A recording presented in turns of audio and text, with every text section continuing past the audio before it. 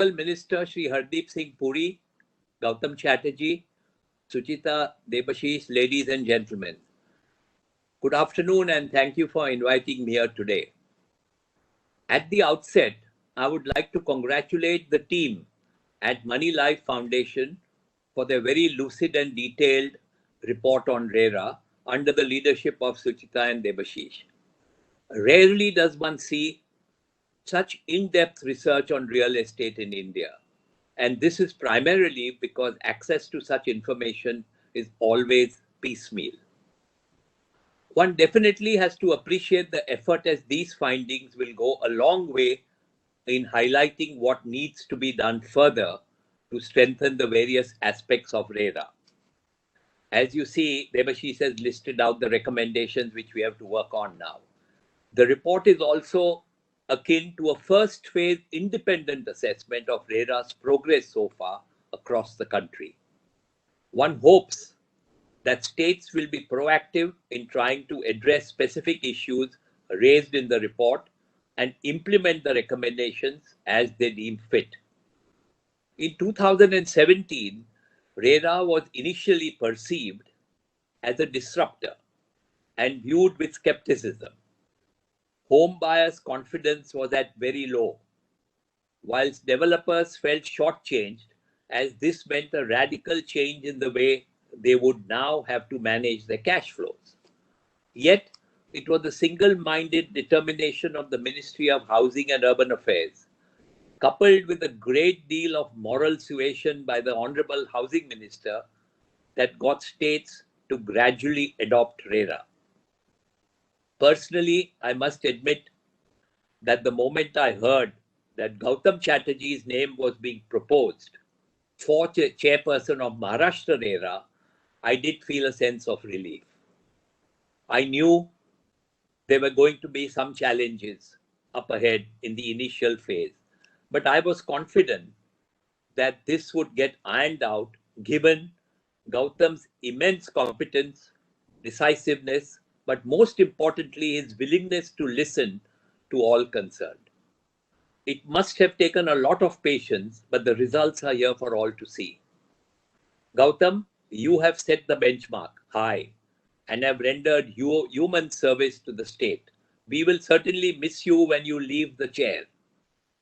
While Maharashtra RERA has been recognized for being at the forefront, and this is reflected in the fact that the largest number of projects registered in states like Maharashtra.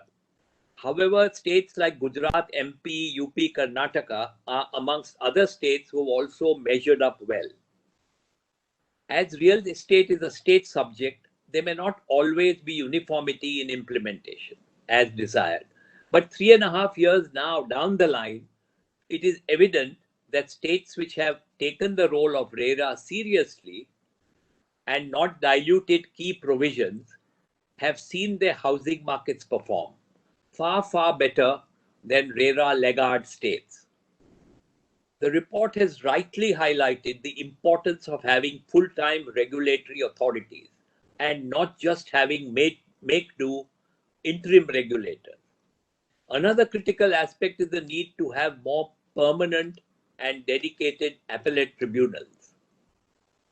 Transparency, disclosures, and a high regard for ethics remain the starting point of minimizing conflict. Given how clogged our courts have been with pending cases, India needs to have more mechanisms to enable it to be less litigious, especially for home buyers, many of whom are first-time home buyers.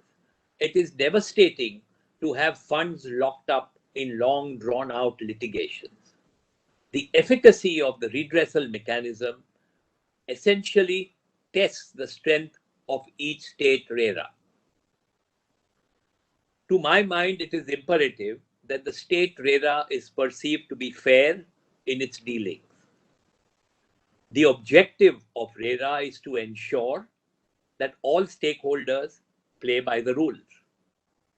It is given that RERA's key role is to pull up developers who do not adhere to their commitments and penalize them where there's a genuine aggrieved home buyer.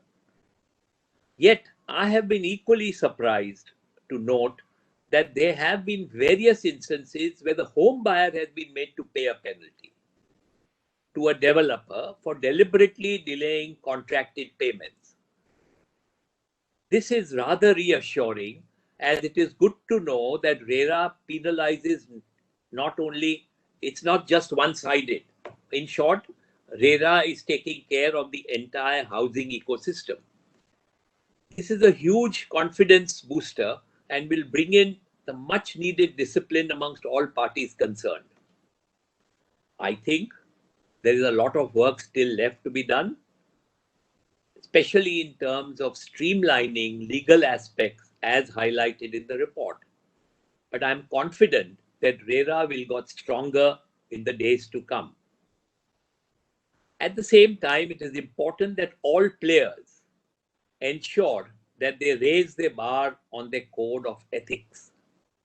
I just want to take this opportunity to reiterate that I remain extremely confident of the housing sector in India.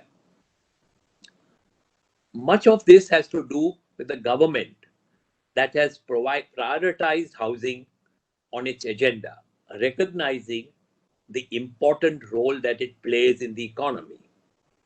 So whether it is the extension of project completion deadlines under RERA, whether it is extending the cash-linked subsidy scheme for middle-income, low-end middle-income home buyers, whether it is relaxing tax rules to allow sale of homes valued up to 2 crores at a 20% discount to the circle rate, and finally, states like Maharashtra has provided a short window of reduced stamp duty rates. These measures have helped the housing markets to recover.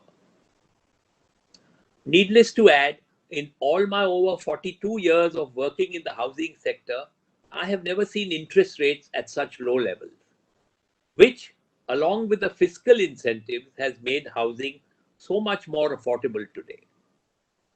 I don't believe the spurt of housing demand in the last few months, what we have seen is a pent-up demand. The aspirations to own a home is inherent in every household. And all of us here are mindful that the country still faces an immense shortage of quality and affordable housing in the country. Yet this goes to show that with supportive government policies, adequate available of resources, and supply of rightly priced homes, the demand for home loans will continue unabated. Finally, for instance, let me end by saying the reductions in stamp duty charges in Maharashtra eventually saw a 3-time increase in the registrations for the month of December compared to the corresponding month in the previous year. So contrary to initial fears, revenues in the state have increased due to higher volume. There's a huge positive in a year that saw complete devastation. This re-emphasizes the importance of building a property-owning democracy. So I do believe that we are fortunate to have a housing minister who has consistently delivered and has stayed focused on finding housing solutions across all segments. The next thrust, I know Moneylife Foundation has done on reverse mortgage, but the next thrust is going to be on rental housing. And here again, the minister has already laid out the plan and guidelines for the same. Suchita, we have to now work on rental housing as your next report. How to make rental housing become popular. India is not yet out of the woods as far as the pandemic is concerned. And there are pockets of pain across various sectors of the economy.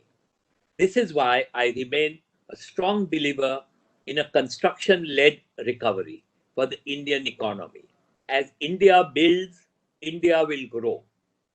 Thank you for giving me an opportunity.